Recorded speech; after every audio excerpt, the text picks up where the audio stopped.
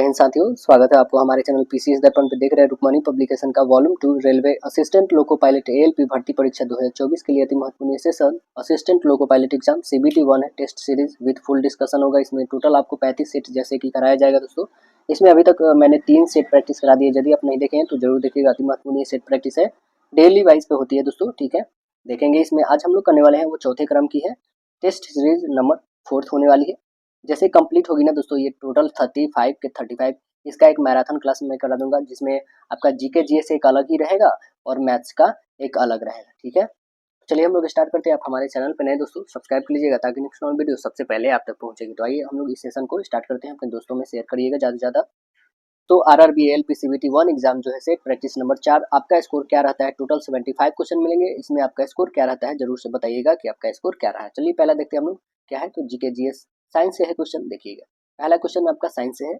बताइएगा क्या है क्वेश्चन। क्वेश्चन का आंसर आपको बताना है। देखिए बेरियम हाइड्रोक्साइड का रासायनिक सूत्र आपको बताना है। बेरियम से संबंधित आपको सीधे से है कि बी तो रहेगा ही रहेगा, बी है ना। तो ये देखेंगे बेरियम हाइड्रोक्साइड हमें पूछ रहा है ना। बेरियम हाइड्रोक्साइड का होता है BaOH का होल ट्वाइस होता है। BaOH का होल ट्वाइस, यानी करेक्ट आंसर क्या दिख रहा है? तो राइट आंसर आप बताएंगे ऑप्शन नंबर डी दिख रहा है आपको। ऑप्शन डी बनेगा। इसे बेरियम ऑक्साइड के पानी में जो घोल प्राप्त किया जा सकता है, यह जो है सफेद पाउडर के रूप में होता है जिसमें कोई भी गंध नहीं होता है। यह रासायनिक यौगिक पानी में अल्प घुलनशील होता है। अगला क्वेश्चन देखेंगे हम लोग। तो कह रहा है कि एक पत्थर है जो कुएं की गहराई जो है, एक पत्थर जो कुएं की गहराई है 500 मीटर, उसमें फेंका जाता है, मतलब गिराया जाता है, ठीक है, इस पत्थर को। और उसको उसका ध्वनि जो हमें आवाज सुनाई देती है वो कितना होती है? वो सुनाई देती है मात्र 80/7 सेकंड तक। हमें 80 सेकंड के बाद जो है हमें सुनाई देती है, ठीक है। तो हमें बताना है वो ध्वनि की स्पीड कितनी थी जो गई थी अंदर में। तो आइए हम लोग निकालते हैं ध्वनि की स्पीड क्या है हमारे पास जो आई है उसकी। और जी का वैल्यू कितना लेना है? 10 मीटर पर सेकेंड स्क्वायर लेना है, ठीक है। आपको पता होगा कि हाइट निकालने का एक फॉर्मूला भी होता है जो क्या होता है, गति का फॉर्मूला होता है। वो होता है H इक्वल, आप लिख सकते हैं UT plus half of GT square लिख सकते हो। बस इसी पे रखना है इसको। आपके पास जो है आंसर आएंगे। देखेंगे यहाँ पे हाइट कितना दे रखा है? 500 रखिए। यू कितना दे रखा है? हाफ ऑफ इंटू 10, ठीक है, इंटू T1 रखेंगे, ठीक है ना हमारे पास है। क्योंकि यू तो यहाँ पे 0 है तो 0 हो जाएगा। टी और 0 में गुणा करेंगे तो यहाँ भी 0। तो अब इसका वैल्यू रखेंगे तो कितना आ गया हमारे पास? हाफ से काटोगे 5, यानी टोटल कितना आ गया? ये करोगे इससे गुणा तो आपके पास आ जाएंगे 100 और 100 का स्क्वायर निकाल दोगे वर्गमूल, तो आपके आ जाएंगे 10। ये 10 सेकेंड आ गए हमारे पास, एक समय आ गया, ठीक है ना। बट हमें निकालना है कि 80/7 सेकेंड में बाद हमें सुनाई देती है ना। तो T1 प्लस T2 को करेंगे ऐड तो कितना आ जाएगा हमारे पास? टोटल आ जाएगा 80/7। यही ना सेकेंड सुनाई देती है, जिसमें T1 है पहला 10 है और दूसरा जो है T2 हमें नहीं पता, यही T2 निकालना था। तो दूरी बराबर आपको पता होता है क्या होता है। तो आइए हम लोग यहाँ पे बस निकालते हैं। T2 इक्वल आप लिखोगे क्या? 80/7, 80/7 माइनस कर दोगे क्या? आप करोगे इसमें से 10। जब करोगे 10 तो यहाँ पे 7, ये 80 और माइनस 70 होगा, यानी घटा दोगे तो 10/7 आ जाएगा। ये 10/7 T2 आ गया। तब ध्वनि की चाल आप निकाल दो, क्योंकि हमें चाल ही निकालनी है। तो आइए चाल निकालते हैं। चाल x/T2 यानी 500/10/7 हो जाएगा। ये ऊपर चला जाएगा, यानी काट दो इससे 0 तो कितना आ जाएगा? तो आप बताओगे 7×5 = 35, यानी 350 मीटर पर सेकेंड की रफ्तार से जो है हमें ध्वनि सुनाई देगी। ऑप्शन नंबर कौन बन जाएगा? ऑप्शन नंबर बी करेक्ट होगा आपका। अब बताइएगा, कह रहा है कि किसी रेडियो एक्टिव पदार्थ का जो है अर्ध आयु काल कितना है? 7 दिन है। 1 ग्राम नमूने का अर्ध आयु काल क्या होगा आपको बताना है। कितना होगा बता दीजिए। तो आपको पता है कि टी हाफ ऑफ इक्वल क्या हो जाएगा? 0.693 अपॉन लेमडा होगा, है ना। तो यहाँ पे आप वैल्यू निकालोगे तो कितना आ जाएगा आपके पास? आंसर आपके पास आ जाएगा 7 डेज का। करेक्ट आंसर क्या बन जाएगा? राइट आंसर ऑप्शन ए बन जाएगा। आपको पता है कि एक बैक्यूरल बराबर क्या होता है? 1 विघटन पर सेकेंड होता है। रेडियो सक्रियता का ऐसा ही मात्रा क्या होता है? बैक्यूरल होता है। अगला प्रश्न बताना है कि द्रवों के विसरण के दर के संबंध में निम्नलिखित में से कौन सा कथन सही है? कौन सही है आइए देख लेते हैं हम लोग। इसमें कौन सही बताना है। देखिए कह रहा है द्रव के विसरण की दर ठोस की अपेक्षा अधिक होती है। बात सत्य है। यह इस तथ्य के कारण है कि द्रव अवस्था में कण स्वतंत्र रूप से गति करते हैं तथा ठोस अवस्था में कणों की अपेक्षा द्रव की कणों के बीच जो है रिक्त स्थान अधिक होता है। ये भी बात सत्य है, यानी करेक्ट क्या निकल गया? ऑप्शन ए बताना है पहले माध्यम जो है N21 के सापेक्ष दूसरे माध्यम का जो है अपवर्तनांक किस सूत्र के द्वारा दिया जो है किया जाता है। तो किस सूत्र के द्वारा दिया जाता है, आप आंसर बताएंगे इसमें। ऑप्शन नंबर कौन सा बन जाएगा, राइट आंसर ऑप्शन आपका बनेगा ऑप्शन नंबर ए। पहले माध्यम में प्रकाश की चाल और दूसरे माध्यम में प्रकाश की चाल का क्या होता है, V1/V2 होता है ना। करेक्ट आंसर क्या बन जाएगा, ऑप्शन नंबर आपका राइट आंसर ए होगा। अगला प्रश्न बताना है आपको, कह रहा है नीचे दिए गए श्रृंखला है ना जिनमें एक पद लुप्त है, तो दिए गए विकल्पों में से उस विकल्प का चयन करें जो श्रृंखला को पूरा करेगी। देखें R से V मतलब 18 से 22 4, यहाँ पे फिर V रह गया, यहाँ से 22 से 4 26 हो गया, ठीक है। और यहाँ पे क्या रहेगा, फिर से आपका Z ही रहेगा ना, क्योंकि क्या हुआ है, आप देख रहे हैं ना यहाँ से 18 से 1 बढ़ा लेकिन फिर उतना ही रह गया, तो फिर हमें 4 बढ़ा तो फिर इतना ही रहेगा, पहले तो Z रहेगा, सभी में Z है, मतलब ये तो आंसर कर दीजिए। आपके पास ये 3 ऑप्शन बच गए। अब देखेंगे यहाँ से क्या हुआ, ये 20 का 20 रह गया, यहाँ पे भी बदला है लेकिन ये सेम रह गया। यहाँ पे देखेंगे T से क्या हुआ, 24 4 बदला, यहाँ से क्या यही रह गया टेम। अब यहाँ से 4 बदल गई तो 22 4 क्या होता है, 22 और 4 26 होता है। 22 ये 24 पे होता है, 24 4 28, यानी 28 पे कौन आ जाएगा, तो आप बताओगे 26 पे आता है Z और 2 बढ़ा दोगे यानी B। ऑप्शन नंबर क्या देख रहा है, Z और B, राइट सी। अब बताना है इसमें लुप्त संख्या कौन सी है, यहाँ पे लुप्त कौन सा बनेगा, आइए देख लेते हैं हम लोग कौन सा बनेगा। देखेंगे इसमें आपके पास ऑप्शन भी है यहाँ पे, ठीक है। इसमें बताना है कि कौन सा राइट होगा। देखिए इसमें कौन सा आएगा, तो आप देखेंगे यहाँ पे सभी को देखेंगे, यहाँ डॉलर था यहाँ आ गया, ठीक है ना। फिर नेक्स्ट में यहाँ पे आ गया, मतलब ये यहाँ चल के आ गया, फिर यहाँ से यहाँ आ गया, मीन्स डॉलर यहाँ पे आएगा ना। तो आइए देखते हैं ये ऑप्शन वाली डॉलर कौन कौन में है।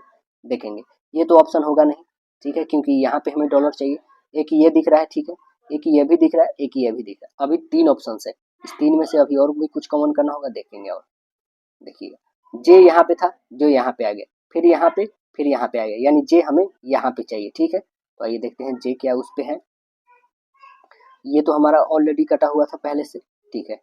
जे देखते हैं हम लोग, इसमें भी है, ठीक है, ये अभी दोनों फुलफिल कर रहा है यहाँ भी और यहाँ पे नहीं, यानी 2 ऑप्शन अब कट गए। अब तो बच गया सिर्फ बी और बच गया सिर्फ और सिर्फ डी।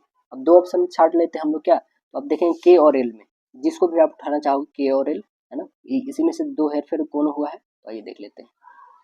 यहाँ पे देख लेते हैं हम लोग, के को ही उठा लेते हैं। देखिए के यहाँ से था तो यहाँ पे गया है ना, यहाँ से फिर यहाँ पे गया है ना, फिर यहाँ से जो है यहाँ पे आ गया, ठीक है, यानी यहाँ पे हमें के चाहिए।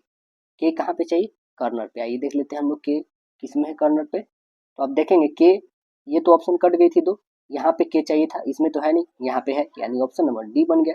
अगला प्रश्न बताना है आपको, कह रहा है कि निम्नलिखित प्रश्नों में दिए गए आकृति के अनुसार कागज के एक टुकड़े को मोड़कर छेद दिया जाता है और विकल्प में दिए गए आकृति में से बताना है कि खोले जाने पर यह कैसा दिखाई देगा। कैसा दिखाई देगा, यह खोलेंगे तो आप देखेंगे option number C correct answer आपका आएगा। इसमें खोलिएगा, इसको बंद है, इसको खोलेंगे तो। नेक्स्ट क्वेश्चन बन रहा है हम लोगों का, एक निश्चित गुण भाषा में जो दे रखा है, क्या इसको ये लिखा जाता है, इसको ये लिखा जाता है, तो इसको ये लिखा जाता है। तो आपको टी का बताना है कि टी क्या लिखा गया है। इसी में से जस्ट हमें देखना है फैक्ट्स का ये लिखा गया, ठीक है ना। इसमें से आप टी को कॉमन कर सकते हैं, यहाँ पे भी एफ है, यहाँ पे भी एफ, इसमें भी सभी में एफ है, यानी कौन सा नंबर है जो तीनों में मैच कर रहा है वो एफ है, ठीक है ना। वैसे एस भी है, वैसे सी भी है, एम भी है, ए सभी को आप हटा देंगे, इसी में से टी हमारे पास इस वाले में है, ठीक है ना। तो आइए हम लोग निकालते हैं एफ। एफ जो है इसमें भी 4 है, देखेंगे इसमें भी 4 है और इसमें 4 नहीं, यानी कि ये तो होगा नहीं। इसमें भी 8 है, इसमें 8 नहीं, ठीक है। और कोई डिजिट देख लेते हैं हम लोग, 5 इसमें, ठीक है, 8 इसमें है लेकिन इसमें नहीं, ठीक है, 7 इसमें तीनों में 7 आ रहा है, यानी एफ के लिए क्या आ गया 7। 7 जो है एफ के लिए, तो 7 को हटा दो यहाँ से, ठीक है। अभी 2 बच गया, इसमें 2 नहीं है, ठीक है। 8 इसमें है, यानी 8 को भी हटा दो, ठीक है। 2 इसमें है, 2 को भी हटा दो, ठीक, क्योंकि टी और कहीं जगह नहीं है, बस टी इसी में है, तो टी इसी से निकालना होगा। 0 है क्या किसी में, 0 किसी में नहीं, ठीक है। 4 है किसी में, 4 है इसमें, ठीक है, यहाँ पे दिख रहा है। अब बच क्या गया 0, यानी आंसर क्या बन जाएगा, टी के वैल्यू सी 0। अब देखेंगे यहाँ पे नेक्स्ट क्या रखे, पी प्लस क्यू का अर्थ होता है, पी क्यू का भाई है, क्यू इंटू पी का अर्थ क्या है कि पी जो है क्यू की माँ है, पी भाग्य क्यू का अर्थ क्या है कि पी जो है क्यू का पिता है, पी माइनस क्यू का अर्थ क्या है कि पी क्यू की बहन है। यदि ए गुणे बी भागा सी minus D plus E minus F. तो ए का ई से क्या संबंध है हमें बताना है। तो यहाँ पे रिलेशन दिखाएंगे तो क्या बन जाएगा, यहाँ पे पिता की माँ आएगा, करेक्ट आंसर बन जाएगा ऑप्शन नंबर ए। यदि एस इंटू आर का अर्थ यहाँ पे सेम वही दे रखा रिलेशन, तो ये इक्वेशन हमारे पास दे रखा है। इस इक्वेशन से बताना है कि जे से क्या संबंध है एच का, जे का क्या संबंध है एच से, तो आप बताएंगे बेटी के पिता, करेक्ट आंसर बनेगा ऑप्शन नंबर बी। निम्नलिखित में से किस शास्त्रीय नृत्य के रूप में 16वीं शताब्दी में वैष्णव संत जो थे महापुरुष शंकर देव के द्वारा दिया गया था, वो कौन सा नृत्य है बताएंगे, वो सतरिया है। सतरिया है। सतरिया शास्त्रीय नृत्य जो है यह 16वीं शताब्दी के वैष्णव संत महापुरुष जो है शंकर देव के द्वारा दिया। सतरिया नृत्य शैली को जो संगीत अकादमी के द्वारा 15 नवंबर 2000 को शास्त्रीय नृत्य के रूप में शामिल किया। सतरिया शास्त्रीय नृत्य संगीत जो है नृत्य तथा अभिनय का सम्मिश्रण है। अगला प्रश्न देखेंगे, निम्नलिखित में से कौन सा जो है कायांतित चट्टानों का उदाहरण नहीं है। कायांतित चट्टानों का उदाहरण कौन नहीं है, तो आप बताएंगे इसमें ग्रेनाइट नहीं है, करेक्ट आंसर ही बनेगा। राज्य 6 वर्ष जो है 6 वर्ष से 14 वर्ष तक की आयु के वाले सभी बालकों के लिए निःशुल्क और अनिवार्य शिक्षा देने का एक ऐसी रीति है जो राज्य के विधि के द्वारा अवधारित करे उपबंध करेगा। डैश के तहत जो है यह संविधान के अनुच्छेद में जोड़ा गया है। तो किस अनुच्छेद के तहत जोड़ा गया है बताएंगे, इसमें option number right answer B बनेगा। ऑप्शन नंबर बी होगा 21 के ए के तहत होगा, करेक्ट आंसर बी होगा। अगला प्रश्न देखेंगे हम लोग, संख्या दे रखा ए 7 बी 23 सी एंड एक जो है एपी है, तो हमें ए प्लस बी प्लस सी का वैल्यू बताना है, ठीक है ना। ये सभी क्या है, एपी है, अर्थमेटिक प्रोग्रेशन।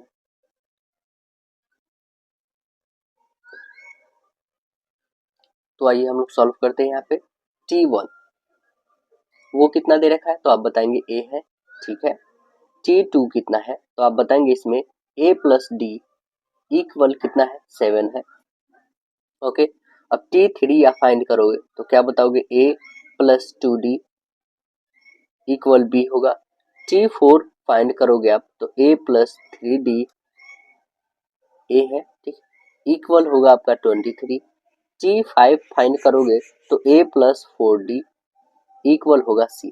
ये आपका इक्वेशन 1, ये 2, ये 3 एंड ये 4 इक्वेशन एंड ये 5 इक्वेशन, ओके। ये अभी तक हम लोग ने 5 इक्वेशन देखा, ठीक है। इक्वेशन 4 एंड 2 को घटाने पे इक्वेशन 2 एंड 4 को हम घटाते हैं, ओके दोस्तों। 2 एंड 4 को घटाओगे तो आपको क्या निकलेगा, यहाँ पे डी का वैल्यू फाइंड होगा। तो आइए हम लोग डी का वैल्यू फाइंड करते हैं। 4 में से डी को घटा लेते क्योंकि 4 यहाँ पे बड़ी है, ओके। चलिए यहाँ पे लिखेंगे इक्वेशन 4 जो है हमारे पास क्या है, ए प्लस 3d इक्वल 23, ए प्लस डी इक्वल 7 इक्वल, अब इसको कैलकुलेट करते हैं हम लोग, माइनस माइनस माइनस, ठीक है, माइनस प्लस टेंसी, ये घटाओगे तो कितना आ जाएगा 2d आएगा। इक्वल में इसमें से घटाएगा तो 16, काटोगे 2 से 8, यानी d की वैल्यू 8 आ गई। ये इक्वेशन आप 6 बोल सकते हो इसको, ठीक है। अभी तक हमने d का वैल्यू फाइंड कर रखा है, ओके। अब इक्वेशन 2 में आप d का वैल्यू रख दो, ठीक है। तो क्या था मेरा 2, आप देखोगे तो a प्लस डी इक्वल 7 है, यहाँ पे d का वैल्यू हम 8 रख सकते हैं, तो a प्लस 8 इक्वल 7 है, ठीक है। a की वैल्यू कितनी आ जाएगी, तो आप बताओगे -1 आएगी, ये जाके उधर घटेगी। अब देखो इक्वेशन 3 में आप रखते हो तब क्या होती है, तो इक्वेशन 3 से आप देखोगे a की वैल्यू तो -1 आ गई। अब a की वैल्यू कहीं भी रख सकते हो और d की वैल्यू कहीं भी, कोई भी इक्वेशन में। तो इक्वेशन 3 में हम रखते हैं तो -1 और प्लस 2 इंटू डी का वैल्यू 8 है, इक्वल है b, ओके। b का वैल्यू फाइंड 16 में से घटाओ 15, ये आ जाएगी b की वैल्यू, ओके। अब देखेंगे इक्वेशन 5 में, ये तो किसकी थी, ये 3 वाली थी। अब 5 में हम देखेंगे, इसमें रखेंगे तो -1 जो है किसका है, a की वैल्यू है, प्लस 4 इंटू डी का वैल्यू कितनी है 8 इक्वल सी है। अब सी की वैल्यू फाइंड हो जाएगी आपकी 32 में से घटा दोगे तो कितना आ जाएगा 31। हमें क्या निकालनी थी, a प्लस बी प्लस सी की वैल्यू। अब देखो यहाँ पे क्या है, सी की वैल्यू ये है, बी की वैल्यू 15 और a की वैल्यू कितनी है दोस्तों, तो आप बताओगे -1, तो सभी को ऐड कर देते हैं। चलिए -1 प्लस बी की वैल्यू 15 प्लस सी की वैल्यू 31, सभी को दिखा दिए यहाँ पे। ये जो सभी का हमने दिखाया है यही तो हमारा आंसर है ना। चलेंगे अब देखिए इसमें से आपको क्या करना है, क्या इसमें जोड़ के बताना है या घटा के। तो आप देखेंगे इसमें a प्लस बी प्लस सी का वैल्यू आप फाइंड करोगे तो कितना आ गया आपके पास 31। करेक्ट आंसर क्या बन जाएगा, राइट आंसर ऑप्शन ए बन गया। अच्छा ये सभी को ऐड करना है ना, हमने तो बस 31 आंसर ही लिख दिया। देखिए ये सभी को ऐड कर एक घटा दीजिए, कितना हो जाएगा 14 और ये 31 ऐड कर देंगे तो 5 एंड 4 45। करेक्ट आंसर आपका सी ने बन जाएगा। अगला बताना है आपको, कह रहा है यदि बिंदु 2a 0 0 और 2b दे रखा है, ठीक है, और 4 4 संरेख है तो a by 1/a plus 1/b का वैल्यू हमें फाइंड करना है। देखेंगे संरेख कहने का मतलब यहाँ पे ये ए बी है, ठीक है ना, ए एंड यहाँ पे ये जो है ए है, ठीक है, यहाँ पे सी है और बी यहाँ पे, ठीक है ना, जिसका ये वैल्यू दे रखा है 2a और 0 और इसका वैल्यू दे रखा है 0 और 2b और इसका दे रखा है 4 एंड 4, ठीक है। ये सभी क्या है, संरेख है, एबीसी संरेख मतलब सीधी है, ठीक है। ए बी की ढाल जो है, ए बी की ढाल जो है यह बीसी के बराबर है, ठीक है ना, ए बी की ढाल बराबर बीसी की ढाल है, ठीक है ना। तो आइए हम लोग यहाँ पे वैल्यू रखते हैं। ये पहले वाला जो होता है एक्स, बाद वाला वाई, ये भी एक्स, ये वाई, ये एक्स और ये वाई आपको पता होना चाहिए। चलिए बनाते हैं हम लोग यहाँ पे। पहला है क्या, 2b माइनस 0 अपॉन यहाँ पे हो जाएगा 0 माइनस 2a इक्वल किसके रखेंगे तो आप बताओगे 4 माइनस 2b अपॉन हो जाएगा आपके पास 4 माइनस 0। सॉल्व कर देंगे यहाँ पे तो क्या निकलेगा आपके पास, आप बताओगे क्रॉस मल्टीपल कर दोगे तो आपके पास आ जाएगा 4a प्लस 4b इक्वल आ जाएगा 2ab, ठीक है, ये आपके पास आ जाएगा। तो यहाँ पे आप जो आपके पास आया है इससे आप 2 कॉमन करके इसे काट भी सकते हैं, है ना। तो 2a प्लस 2b इक्वल इधर हो जाएगा ए बी हो जाएगा ना। अब कहीं भी हम ये जो भी हमारे पास है, ठीक है ना, इसमें हम क्या करते हैं कि पहले तो जो मेरा दे रखा है ये लिखेंगे a प्लस 1/b, यही है ना, इक्वल में हाफ, ये है, ये हमें फाइंड करनी थी।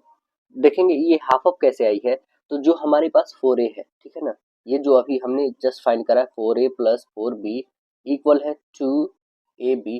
हम बोथ साइड 4ab से डिवाइड करते हैं, 4ab 4ab इधर भी 4ab, सभी को हम लोग 4ab से डिवाइड करेंगे तो इसे कोई परेशानी नहीं है, क्यों हमें आंसर लानी है, इस कारण हमने 4ab से डिवाइड करा। 4a कैंसिल, 4b कैंसिल, अब यहाँ से 2ab यहाँ से कट गया तो सिर्फ 2 बच जाएगा, ठीक। अब देखेंगे क्या बचा यहाँ पे, तो आप बताओगे a अपॉन यहाँ पे बच गया आपके पास b और प्लस a अपॉन यहाँ पे बच गया a इक्वल ये बच गया हाफ। अब देखेंगे यही ना फाइंड करनी थी a plus 1/a plus 1/b का वैल्यू, तो कितना आ गया, आधा आ गया, यानी correct answer right answer B बन गया। अब देखेंगे दिए गए आकृति में विकर्ण जो है 8 सेंटीमीटर वाला एक वर्ग एक वृत्त के अंतर्गत है, तो छायांकित भाग का क्षेत्रफल हमें ज्ञात करना है। छायांकित भाग का क्षेत्रफल क्या हो जाएगा बताइएगा, तो वर्ग का विकर्ण जो है 8 है, ये 8 दे रखा है, तो वृत्त का त्रिज्या कितना हो जाएगा 4 हो जाएगा, क्योंकि ये पूरे इधर से उधर टच कर रहा है ना, ठीक है, तो इसका आधा निकल जाएगा, क्या त्रिज्या निकल जाएगा, ठीक। चलिए ये 4 आ गया।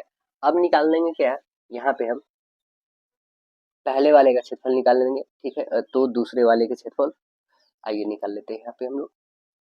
तो क्षेत्रफल यहाँ पे निकालेंगे, पहले क्या हो जाएगा, तो आप बताओगे 3/4 इंटू वृत्त का क्षेत्रफल माइनस वर्ग का क्षेत्रफल। वृत्त का क्षेत्रफल निकाल लेंगे पहले हम लोग, वृत्त का क्षेत्रफल क्या हो जाएगा दोस्तों, तो आपको पता है ये वाली वृत्त का क्षेत्रफल निकालेंगे हम लोग पहले। तो वृत्त का क्षेत्रफल निकालेगा जिसमें आपके पास त्रिज्या 4 है, पाई आर स्क्वायर होता है, ठीक है ना, पाई 4 का होल स्क्वायर, यहाँ पे 4 का होल स्क्वायर और माइनस वर्ग का क्षेत्रफल आपके पास दे रखा है, तो हाफ ऑफ 8 का होल स्क्वायर कर सकते हैं, मतलब हाफ ऑफ विकर्ण का होल स्क्वायर, ठीक है। अब देखेंगे यहाँ पे इसको यदि आप काटते हो तो कितना, ये 4 का होल स्क्वायर आ जाएगा, देखिए ये पाई को हम लोग रहने देते हैं 3/4 मल्टीपल बाई ये हो जाएगा आपका 16 पाई होगा, ठीक है, इसे आप काट दो, एक ही है ना, ये इसके पास 64 है, 2 से काटोगे तो 32 माइनस ये 32 हो जाएगा, ठीक है ना। अब देखेंगे और भी कटने वाला है, इसमें से 4 कॉमन कर लीजिए, 16 और 32 में से 4 कॉमन हो जाएगा तो कितना बच जाएगा यहाँ पे आपके पास आ जाएंगे, क्योंकि इस 4 से हम 4 को डिवाइड कर देंगे तो हमारे पास बच जाएगा सीधे 5 माइनस 2 12। तो करेक्ट आंसर देखेंगे यहाँ पे कौन सा है बताइएगा, तो आप बताएंगे राइट आंसर ऑप्शन ए ही है आपका। अब देखेंगे अगला प्रश्न कह रहा है कि ए बी सी में ए डी क्या है, एक माध्यिका है। ए डी पर एक बिंदु पी इस प्रकार है कि A P is to P D 3/4 यानी 3:4 है। तो हमें त्रिभुज बी पी डी का रेशियो ए बी सी के बराबर होगा, ये हमें बतानी है। आइए देखते हैं हम लोग, देखेंगे यहाँ पे क्या है, जो भी दे रखा है इसको रखेंगे, दोनों त्रिभुज के क्षेत्रफल लिखेंगे। पहले क्या है, पहला पहला है बी पी डी का क्षेत्रफल अपॉन हमारे पास है ए बी सी का क्षेत्रफल, इक्वल में हो जाएगा कितने 4 अपॉन ये हो जाएगा आपके पास 11 और 3 14, ठीक है ना। काटिए इसको 4 से, 2 टाइम्स 2 से कटेगा ये 7 यानी 2:7। करेक्ट आंसर आपका क्या दिख रहा है, तो राइट आंसर आप बताओगे डी। अगला बताना है, क्या कह रहा है कि x माइनस 1/x रूट में है, इक्वल कितना है, तो आप बताइएगा √6। तो एक्स स्क्वायर प्लस 1/x² बराबर होगा, क्या होगा बताइएगा। बहुत इजी में इसे सॉल्व कर पाएंगे आप। देखिए इधर बोथ साइड स्क्वायर आप कर लीजिए, बोथ साइड स्क्वायर करिएगा तो क्या होगा, ये रूट ओवर हट जाएगा और ये भी रूट ओवर हट जाएगा, ठीक है ना। तो हमारे पास x की वैल्यू आ जाएगी, वो क्या हो जाएगी, तो आप बताओगे यहाँ पे यदि स्क्वायर हम लोग करते हैं तो ये सभी हट जाएगा, तो आपके पास आ जाएगा सीधे क्या, और ये भी रूट हट जाएगा, यानी कि x प्लस में आ जाएगा आपके पास, है ना। 1/x इक्वल आ जाएगा यहाँ पे 6 आ जाएगा, है ना। ये इसकी वैल्यू आ जाएगी 6 नहीं, इधर ए स्क्वायर माइनस बी स्क्वायर और प्लस जो 2ab होगी इधर जाके क्या हो जाएगी, जुट जाएगी, है ना दोस्तों 2, तो क्या हो जाएगी 8, यहाँ पे आ जाएगी आपके पास 8 आएगी। तो x प्लस 1/x इक्वल कितनी आ जाएगी आपके पास 8 आएगी। तो हमें फाइंड करनी है एक्स स्क्वायर प्लस 1/x² की वैल्यू फाइंड करनी है ना। तो आपको पता है कि कैसे फाइंड किया जाता है, इसका भी बोथ साइड स्क्वायर करेंगे तो कितना आ जाएगा 64, 64 में से 2 घटा दीजिएगा कितना आ जाएगा 62 आ जाएगा दोस्तों। तो राइट आंसर ऑप्शन बन जाएगा option number B correct answer हो जाएगा। अगला प्रश्न बताना है आपको कि एक वस्तु को जो है 5 मीटर की ऊंचाई से कितना 23 मीटर पर सेकंड से गिराया जाता है, ठीक है ना। वेग से 36 प्रक्षेपित किया जाता है। तो पृथ्वी पहुंचने पर वस्तु का जो है वेग क्या होगा, ये हमें बताना है। वस्तु का वेग क्या हो जाएगा, तो आइए हम लोग यहाँ पे निकाल के देख लेते हैं कि वस्तु का वेग क्या हो जाएगा। आपको पता है कैसे निकालेंगे दोस्तों, कि v इक्वल हो जाएगा यहाँ पे u प्लस 2gh निकालेंगे ना यहाँ से, ठीक है। जहाँ पे u हमारा क्या है 0 है, ओके। तो यहाँ पे हम रखेंगे दोस्तों, जब स्क्वायर कर लेंगे यहाँ पे तो क्या हो जाएगा रूट ओवर में आ जाएगा हमारे पास, रूट ओवर में √2gh होगा ना यहाँ पे। तो आइए हम लोग वैल्यू रखते हैं 2 इंटू 2.9.8 और इंटू 5 होगा, रूट ओवर में रहेगा। तो इसका वैल्यू फाइंड करेंगे तो 98 आ जाएगा, 98 का निकालेंगे तो 7√2 आएगा ना। तो पृथ्वी के सतह पर पहुंचने का वेग जो होगा वो कितना हो जाएगा, आप बताएंगे यहाँ पे v इक्वल हो जाएगा आपके पास v² प्लस ये x है और ये y वाली है, ठीक है ना। ये सभी का होल स्क्वायर, सभी को रखते हैं 23 रूट ओवर का होल स्क्वायर प्लस 7√2 का होल स्क्वायर रखिए, तो कितना आ जाएगा आपके पास 23 और इधर 98 है, 23 प्लस 98 ऐड कर देंगे तो आपके पास आ जाएगा 121। 121 का होता है कितना 11 मीटर पर सेकेंड। करेक्ट आंसर बता दीजिएगा ऑप्शन ए डोबेराइनर के ट्रिको में कितने ट्रिको का जो है उल्लेख किया गया है, कितने ट्रिको का उल्लेख किया गया है, तो आप बताएंगे 4 ट्रिको का उल्लेख किया गया है। अगला प्रश्न देखेंगे हम लोग, कह रहा है कि साबुन किसका सोडियम अथवा पोटेशियम लवण है, साबुन जो है किसका सोडियम अथवा पोटेशियम लवण है, तो आंसर क्या बताएंगे आप, करेक्ट आंसर बोलेंगे सभी का है, ऑक्जेलिक अम्ल का है ना, सिट्रिक अम्ल का है और पॉमिटिक अम्ल का भी है। देखिए अगला प्रश्न है, जब तनु हाइड्रोक्लोरिक अम्ल के लोहे के भराव वाले क्षेत्रों में डाला जाता है तो क्या होता है, बताइएगा क्या होता है। तो आप बताएंगे यह होता है हाइड्रोजन गैस और आयरन क्लोराइड उत्पन्न करते हैं। करेक्ट आंसर क्या बन जाएगा, ऑप्शन नंबर ए हो जाएगा। अगला देखा गया, अगला है कि चिकनाई और तेल के जो है दाग युक्त मैले वस्त्र पानी में जो है अपमर्जक मिलाकर साफ किए जाते हैं। दाग धब्बे का जो है आपचन होता है क्योंकि अपमर्जक क्या है, अपमर्जक जो है यह है पानी और तेल के मध्य पृष्ठ तनाव को जो है प्रबलता से कम करता है। तो करेक्ट आंसर क्या बन जाएगा, ऑप्शन नंबर ए होगा। यदि एक दर्पण का रेखा ए बी पर रखा जाए तो विकल्प आकृतियों में से कौन सी आकृति प्रश्न आकृति का सही प्रतिबिंब होगा, कौन सा आकृति होगा जो सही प्रतिबिंब होगा। आइए हम देखते हैं पहले आकृति को कौन सा है, देखेंगे यहाँ पे आकृति है, इससे कौन सा इमेज फॉर्मेट बनेगा बताइएगा। ये इमेज इधर बनेगा ना दोस्तों, ये यहाँ पे मिरर रखा हुआ है, ये जस्ट इसका अपोजिट में बनेगा। और ये वाली जो है ये कहाँ पे बन जाएगी दोस्तों बताइएगा, ये यहाँ पे बनेगी, है ना। तो आइए देख लेते हैं हम लोग कौन कहाँ पे बन रही है, बताइएगा इसमें कौन सा होगी। और ये जो जस्ट इधर बनेगी दोस्तों, आपको पता ही है इधर बनेगी, ठीक है ना। तो बताइए कौन सा बनेगी।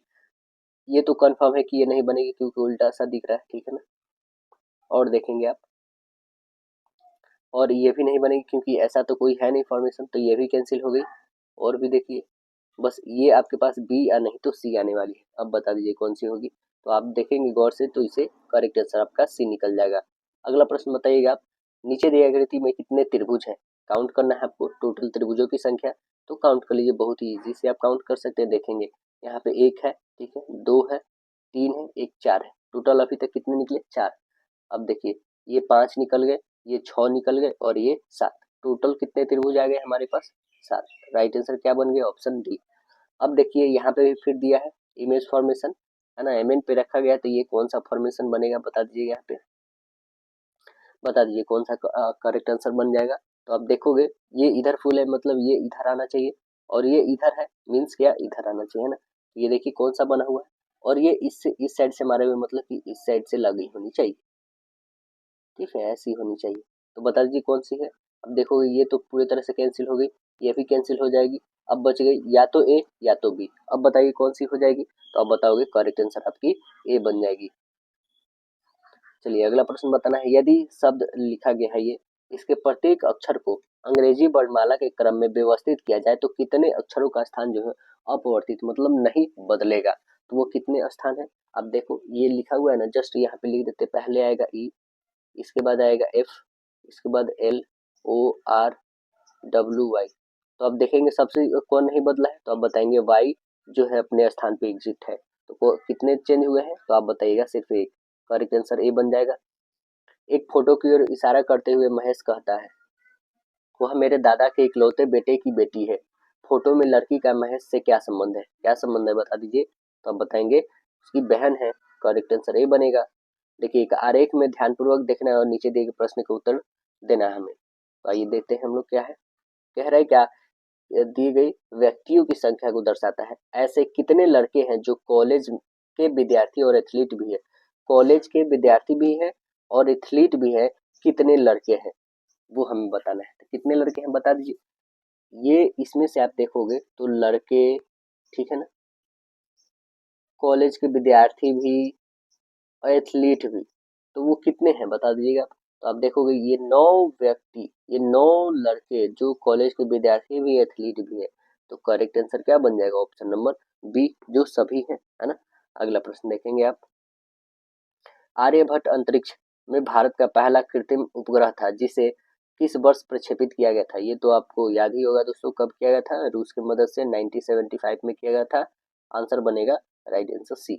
अब देखेंगे गांधी इरविन समझौता पर किस वर्ष हस्ताक्षर किए गए थे, कब किए गए थे दोस्तों। तो आप बताइएगा 1931 में 5 मार्च को किया गया था, दिल्ली में समझौता हुआ था या, है ना। अगला प्रश्न बताना है, गांधी इरविन समझौता को दिल्ली पैक्ट भी कहा जाता है, आपको पता होना चाहिए। भारत के किस गवर्नर जनरल ने व्यापक सिद्धांत की नीति लाया था, डॉक्ट्रिन ऑफ लैप्स लाया था, इसको कह सकते हैं आप, है ना। कौन लाया था दोस्तों बता दीजिए, हड़प की नीति लाया था, कौन लाया था, तो आप बताएंगे लॉर्ड डलहौजी लाया था। करेक्ट आंसर बी बनेगा। अगला प्रश्न बताइएगा, जब किसी धन पूर्णांक को डी से विभाजित किया जाता है तो शेषफल 15 प्राप्त होता है। जब किसी संख्या को 10 गुने को डी से विभाजित किया जाता है तो शेषफल 6 प्राप्त होता है। तो डी का न्यूनतम संभव मान क्या होगा ये हमें बतानी है। तो आइए हम लोग डी का वैल्यू संभवतः जो एग्जैक्टली मान होनी चाहिए वो हम लोग निकालते हैं कि क्या इसका मान होना चाहिए। देखिए डी की वैल्यू क्या होनी चाहिए। आपको पता है दोस्तों यहाँ पे क्या होता है, भाज्य इक्वल होता है भाजक गुने भागफल प्लस शेषफल होता है ना। चलेंगे इस पे रखेंगे। आपके पास दे रखा है जो, देखिए एन इक्वल जो डी एक्स प्लस 50 यही ना दे रखा है। चलेंगे यहाँ पे ये करते हैं तो ये 0 आता है और ये 6 आता है, ठीक है। अब देखेंगे इसको क्या करेंगे हम लोग, 10n अपॉन डी, तब हमारे पास आ जाएगा 10dx प्लस 150 अपॉन आएगा डी। चूंकि डी का मान 15 से बड़ा होगा, डी का वैल्यू क्या होगा 15 से बड़ा, तो आप 16, 18, 24, 36, 48, 72, 144 का आप न्यूनतम मान निकाल लोगे तो कितना आ जाएगा 16 आएगा। करेक्ट आंसर क्या बन जाएगा, ऑप्शन नंबर आपका, ऑप्शन नंबर बन जाएगा आपका राइट आंसर ऑप्शन ए 16 हो जाएगा। अगला देखेंगे कि 60 किलोमीटर प्रति घंटा की चाल से चलने वाली एक रेलगाड़ी एक्स जो है 225 मीटर लंबी किसी दूसरी रेलगाड़ी जो समान दिशा में वाई के ओवरटेक करती है और 72 सेकंड में उसे पूरी तरह से पार कर लेती है। यदि ये रेलगाड़ी विपरीत दिशा में जा रही होती तो एक दूसरे को 18 सेकंड में पार कर जाती। तो एक्स की लंबाई मीटर में और वाई की चाल किलोमीटर प्रति घंटा में हमें बताना है क्रमशः। तो आइए हम लोग निकाल लेते हैं दोनों की। चलिए यहाँ पे हम लोग फाइंड करते हैं। पहले दे रखा है क्या, टाइम। टाइम इक्वल आपको पता है क्या, डिस्टेंस अपॉन स्पीड होती है, ठीक है। टाइम कितना है 72 सेकेंड इक्वल पहले की चाल है 225 और प्लस एक्स करेंगे अपॉन हो जाएगा 60 माइनस भी और इंटू करेंगे 5 और ऊपर मल्टीपल होगा 18 से क्योंकि ये हमारा मीटर से किलोमीटर में चला जाएगा, ठीक है। अब इसे डिवाइड करोगे तो क्या है 18 चौक का 72 कटेगा, और भी कटने वाला तो काट दिए, नहीं कटने वाला तो मल्टीपल कर दिए। तो क्या आ जाएंगे आपके पास 225 प्लस एक्स इक्वल, इसे नहीं भी काटी, क्यों इसे नहीं काटी, ठीक है ना, रहने दीजिए उसको 72 यहाँ पे 72 और अपॉन ये हो जाएगा 60 माइनस भी और आपके पास मल्टीपल हो जाएगा 5 अपॉन 18, ठीक है। ये रहने पहला इक्वेशन हो गया आपका, ये फर्स्ट इक्वेशन। जब ये फर्स्ट इक्वेशन हो गया तब इसी प्रकार हम लोग क्या करेंगे कि 225 प्लस एक्स इक्वल हो जाएगा 18 गुणे 60 माइनस भी गुणे 5/18। ये आ गया हमारा सेकेंड इक्वेशन, ठीक है। First equation and second equation से आप यहाँ पे भी का वैल्यू फाइंड कर सकते हो जो 36 किलोमीटर प्रति घंटा आएगा, ठीक है ना। तब इक्वेशन 1 में कोई एक्स की वैल्यू रख दो और वहां से आप एग्जैक्टली भी का वैल्यू रख दो, यहाँ पे एक्स की वैल्यू निकाल दोगे तो कितना आ जाएगा, आप बताओगे 225 मीटर आ जाएगा। तो हमें एक्स क्या है आप डिस्टेंस निकाल लिए, भी क्या है किलोमीटर प्रति घंटा निकाल लिए, तो यही तो पूछ रहा था हमसे। तो आइए हम लोग बता देते हैं कितना कितना आया, कितना कितना आया है दोस्तों, तो आप बता देंगे। एक है 36 और एक है 225। 36 और 225 कौन सा है, तो करेक्ट आंसर आप बताओगे राइट आंसर ऑप्शन सी 225 नहीं बल्कि 255 है दोस्तों, राइट आंसर सी बनेगा। अगला प्रश्न है, एक दुकानदार 300 रुपये में 2 पुस्तकें खरीदता, यदि वह पहली पुस्तक को 20% लाभ पर तथा दूसरी को 10% हानि पर बेचता, यदि पूरे लेन देन में ना तो लाभ होता है और ना ही हानि, तो पहली पुस्तक का विक्रय मूल्य क्या होगा आपको बताना है। तो आइए हम लोग पहली पुस्तक का जो है विक्रय मूल्य क्या होता है ये फाइंड करते हैं। रेशियो फॉर्मूला पे यहाँ पे निकालते हैं एलिगेशन पे। देखेंगे पहले क्या है 20%, अब क्या है 10%, दोनों का नहीं पता क्या है, ठीक है। अब जो कर रहा है वो कितना हो जा रहा है, तो 10 और 20 का रेशियो, इसे काटिएगा तो 1 और 2 का रेशियो आएगा, ठीक है। तो यहाँ पे कहने का मतलब है कि 3 यूनिट का वैल्यू कितना है 300, 3 यूनिट का वैल्यू कितना है 300, तो 1 यूनिट का 100 हो गया। तो पहली पुस्तक का विक्रय मूल्य कितना हो जाएगा, तो आप बताओगे 100 20% का प्रॉफिट हो रहा है, कितना पे, 100 पे, काटोगे तो कितना आ जाएगा, 120 रुपया। करेक्ट आंसर कितना हो जाएगा प्रॉफिट उसे, 120 रुपया। ऑप्शन नंबर राइट बता दीजिएगा, ऑप्शन नंबर सी।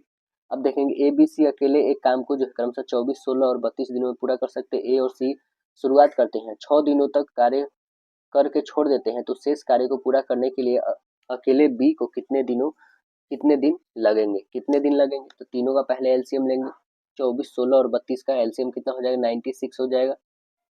ठीक है, 96 का अपन एलसीएम हो गया। अब यहाँ पे हम करेंगे क्या दोस्तों, कि हमारा जो कार्य है, ठीक है ना, हमारा जो कार्य है वो कितना बच गया, टोटल जो है 96 है, 96 में से हम 42 अपॉन 54 बच जाएगा आपके पास, 42 घटा दोगे तो ये आया कैसे, तो ये 6 काम, 4 और प्लस 3 किसका किसका, तो आप देखोगे ए और सी की, ए और सी का पूछ रहा है ना यहाँ पे, 6 दिनों का कार्य, तो 6 दिन तो करेंगे, उनकी दोनों जो एफिशिएंसी है 4 और 3 जोड़ देंगे, 7 6 का 42, इसमें से घटा देंगे तो कितना बच गया, 54 काम बच गया। अब आता है समय इक्वल क्या होता है, कार्य बटा क्षमता होता है ना, तो कितनी बच गई है, 54, 54 में कितना समय लगेगा, 6, 54 अपॉन 6 काटोगे तो 9 दिन, राइट आंसर बन जाएगा आपका ऑप्शन नंबर सी, 9 दिन। अब देखेंगे कह रहा है किसी व्यक्ति को कोई निश्चित राशि उधार ली और पहले वर्ष के अंत में जो है 4,000 तथा दूसरे वर्ष के अंत में 7,700 का भुगतान करके उसे चुकाने के लिए तैयार हुआ। यदि वार्षिक रूप से चक्रवृद्धि ब्याज होने वाली ब्याज दर पर 10% वार्षिक हो तो उधार ली गई राशि हमें ज्ञात करना है। बहुत ही सिंपल है दोस्तों, आप इसे सॉल्व कर पाएंगे। देखिए कैसे बताना है आपको। यहाँ पे जो है x का 110%, ठीक है, माइनस 4,000 का 110%, ये परसेंटेज में है, 110% इक्वल कितने हैं, 7,700। क्या आप इसे नहीं सॉल्व कर पाएंगे, x की वैल्यू आप फाइंड कर दो, x की वैल्यू आ जाएगी आपके पास 10,000, राइट आंसर बन जाएगा ऑप्शन नंबर डी। देखिए निम्नलिखित में से अनुचुंबकीय पदार्थ कौन सा है बताइए, तो आप बताएंगे प्लैटिनम जो है एक जो है अचुंबकीय पदार्थ है, करेक्ट आंसर बन जाएगा ए। आभासी और सीधी छवि के लिए दर्पण का आवर्धन होना चाहिए, कैसा होना चाहिए, तो आप बताएंगे धनात्मक होनी चाहिए, है ना। आवर्ध आवर्ध बराबर क्या होता है, आप बताएंगे प्रतिबिंब की लंबाई बटे वस्तु की लंबाई, यानी बोल सकते हैं m इक्वल भी बाई यू होता है, माइनस में होता है। अगला बताना है आपको, कह रहा है कि मेंडल के कार्यों को पुनः खोज करता है कौन है, पुनः खोज करता कौन है, तो करेक्ट आंसर बताएंगे आप ऑप्शन नंबर डी, ये सभी है, कार्ल कॉर्लेंस, है ना, ह्यूगो डिब्रिज और एरिक वॉन सैरमेक। निम्नलिखित में से किस पर जो है धनायन है, किस पर धनायन है बताइए, तो आप बताएंगे अल्फा पार्टिकल्स पे धनायन है। निम्नलिखित में सुमिलित नहीं है, कौन सुमिलित नहीं है देखेंगे आप, तो इसमें सुमिलित नहीं है जो जड़त्व आघूर्ण से है, बिल्कुल शक्ति घूर्णन शक्ति से है, संवेग कोणीय संवेग से है, जड़त्व बल आघूर्ण से नहीं है, तो करेक्ट आंसर क्या बन जाएगा, ऑप्शन नंबर आपका डी हो जाएगा दोस्तों। अगला प्रश्न बताना है आपको, कह रहा है क्या कि कह रहा है कि सन्मुख एक बैंक से निकलकर दक्षिण दिशा में 90 मीटर चलती है, ठीक है, 90 मीटर चली, कहाँ से निकल करके,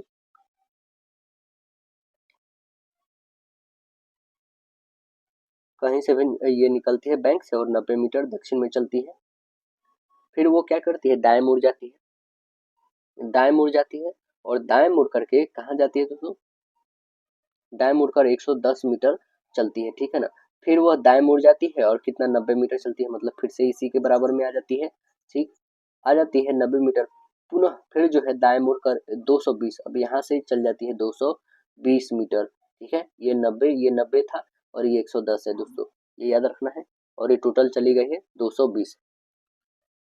तो हमें बताना है अब बैंक के सापेक्ष जो है किस दिशा में, मतलब सभी मोड़ 90 डिग्री वाले हैं, तो किस दिशा में है, तो आप खुद बता दोगे, बैंक यहाँ पे थी, यहाँ से ये किस दिशा में है बता दीजिए, आप आंसर बताओगे किस दिशा में है दोस्तों, पूरब दिशा में, करेक्ट आंसर क्या बन जाएगा, ऑप्शन नंबर डी बन जाएगा आपका।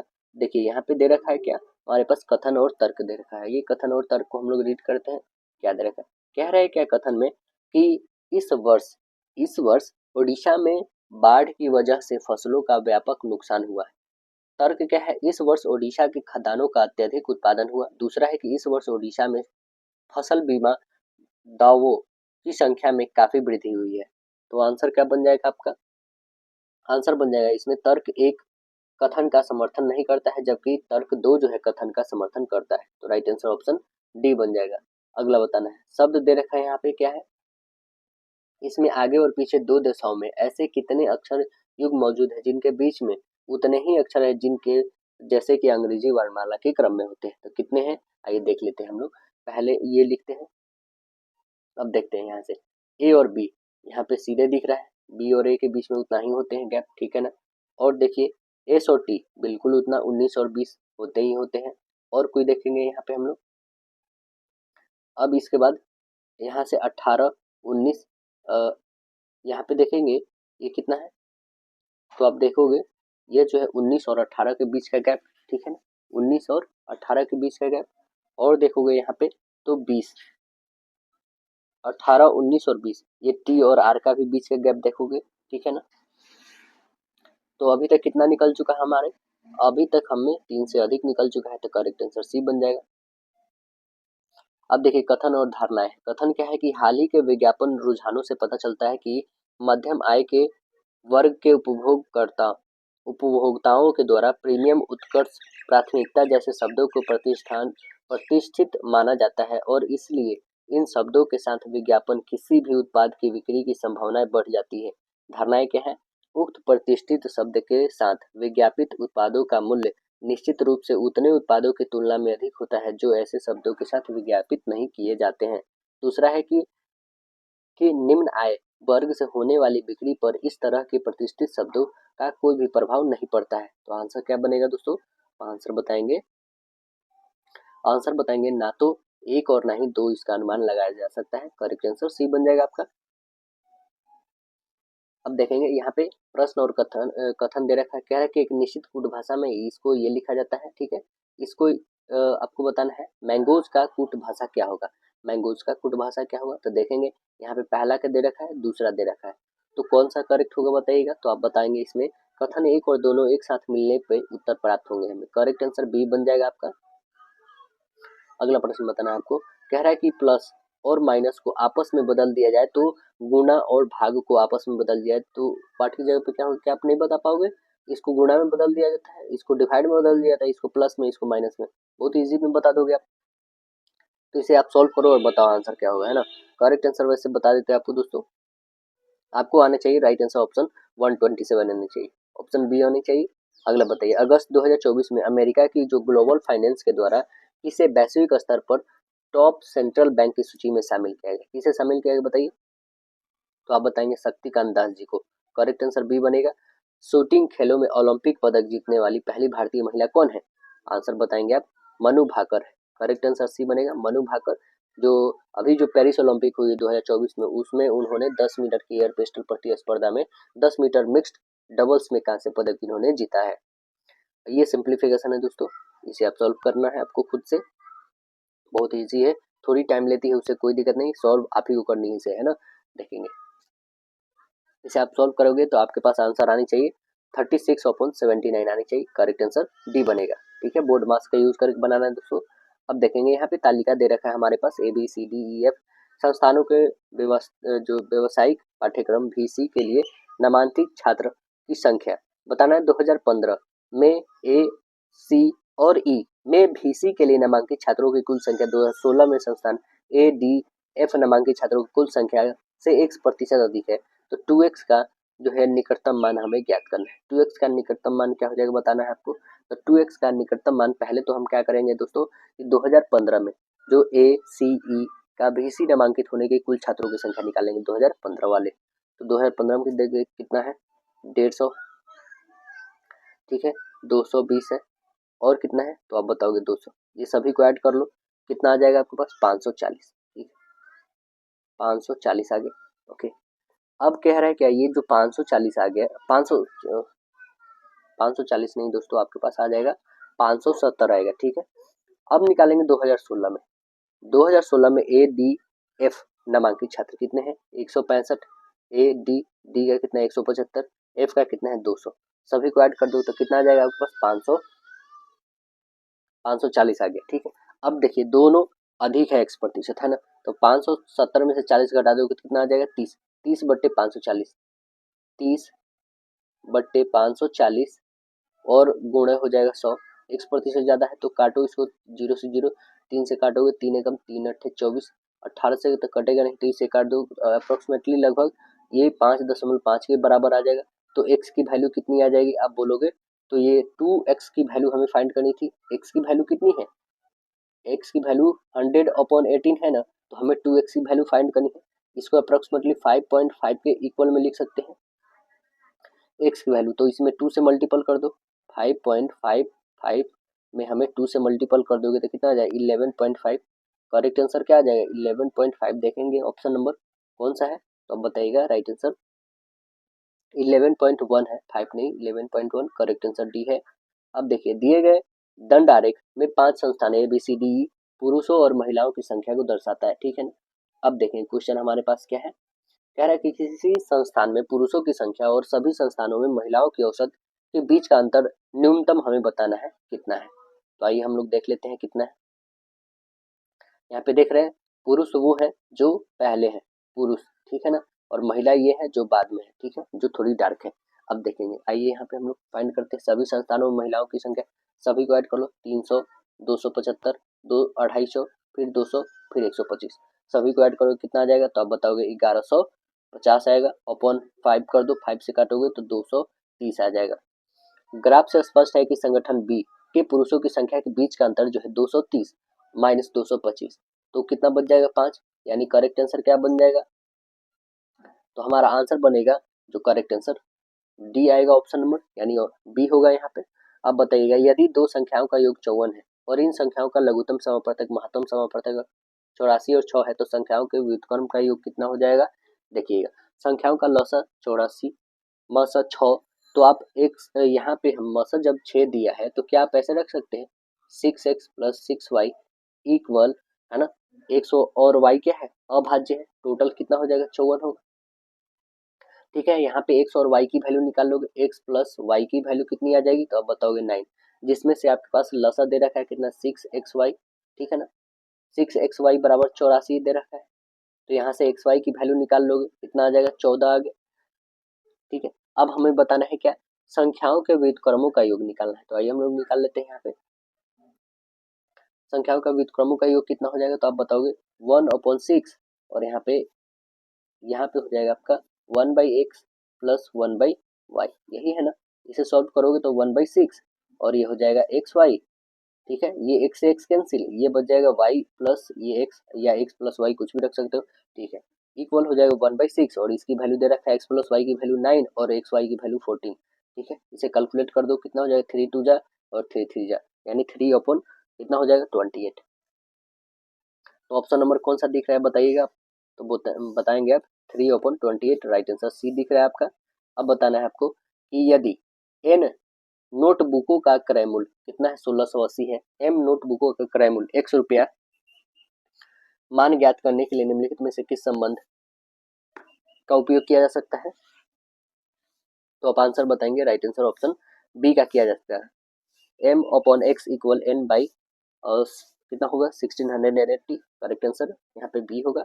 अगला देखेंगे, कह रहा है प्रतिरक्षा प्रक्रिया में भाग लेने वाले कोशिकाएं हैं, कौन है कोशिकाएं बताइए, तो बताएंगे लिम्फोसाइट्स। करेक्ट आंसर बी बोलेंगे, लिम्फोसाइट्स क्या है, लिम्फोसाइट्स जो है एंटीबॉडी के निर्माण में भाग करता है, दोस्तों भाग लेता है। अब बताना निम्नलिखित में कौन सा युग सुमिलित नहीं है, ये हम लोग देख लेते कौन नहीं सुमिलित। विटामिन B6 यह धान की चोकर मतलब राइस ब्रेन है, ठीक है। B2 यह कॉड यकृत तेल है, बिल्कुल नहीं दोस्तों। विटामिन ई गेहूं अंकुरित तेल है, ठीक है। विटामिन के अल्फाल्फा है, ठीक है। करेक्ट आंसर क्या निकल गया आपका बी, यहाँ पे निकल गया। B2 जो है सबसे ज्यादा कहाँ पे होता है, सब्जियों में पाया जाता है दोस्तों, ठीक है ना, इसके तेल में नहीं। करेक्ट आंसर बी बन जाएगा। अगला बताना है सेरिब्रम मस्तिष्क से किस भाग में पाया जाता है, सेरिब्रम जो मस्तिष्क से किस भाग में पाया जाता है, तो आप आंसर बताएंगे अग्र मस्तिष्क में, है ना, फोर ब्रेन में। करेक्ट आंसर बी बनेगा। मोम का गलनांक दाब बढ़ने पर क्या होता है, दाब बढ़ने पर बढ़ जाएगा, है ना। करेक्ट आंसर बनेगा बी। एक यौगिक अपने उच्च ऑक्सीकरण अवस्था में तब तक रहेगा, तब तक रहेगा। तो आप बताएंगे अत्यधिक ऑक्सीकृत गुण वाला रहे। करेक्ट आंसर यहाँ पे बन जाएगा ऑप्शन नंबर सी होगा। बताइएगा दिए गए पैटर्न को ध्यानपूर्वक अध्ययन करें और संख्या को चुने जो प्रश्न चिन्ह के स्थान पे आ सकती है। तो बताइए क्या आएगी यहाँ पे, 23 गुने 3 करेंगे तो कितना आ जाएगा 69, 27 गुने 5 करेंगे 125, तो इसमें कर दिए 7 और 3 21 यानी 217। करेक्ट आंसर डी दिख रहा है आपको। अगला बताना है इसमें पासे का हमें बताना है क्या होगा, त्रिभुज के विपरीत फलक वाले, त्रिभुज के विपरीत फलक वाले हमें बताना है ना। तो आइए हम लोग निकालते हैं त्रिभुज के विपरीत वाले। तो आप त्रिभुज के विपरीत के लिए क्या लेंगे, तो आप इसको और इसको ले सकते हैं, ठीक है ना, क्योंकि ये इसके इक्वल है, ये जो है किसी का नहीं, ये जो है इसके इक्वल है, मतलब ये त्रिभुज के इक्वल हो जाएगा। तो कौन सा आएगा, आयत। करेक्ट आंसर आपको दिख रहा है अभी यहाँ पे। अगला प्रश्न देखेंगे,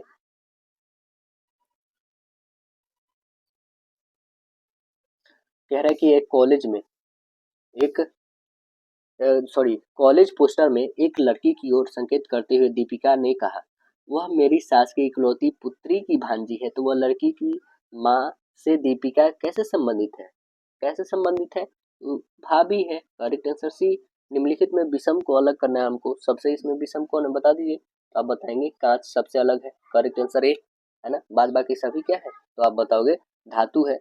उस आकृति को हमें चुनना है जो सभी से क्या है, अलग है। देखेंगे कौन सबसे अलग है, आप बताइए। तो यहाँ पे देखिएगा सबसे अलग जो है, यहाँ पे देखेंगे इसमें भी 90 डिग्री का फॉर्मेशन, इसमें भी 90 डिग्री का, इसमें भी 90 डिग्री, बट ये सभी से अलग है। करेक्ट आंसर सी बन गया आपका। 10 और 11 बजे के बीच घड़ी के दोनों सुइयों कब आपस में मिलेगी, कब आपस में मिल जाएंगी, तो ये देख लेते हैं हम लोग कब आपस में मिल जाएंगी। 10 और 11 बजे के बीच में, ठीक है ना।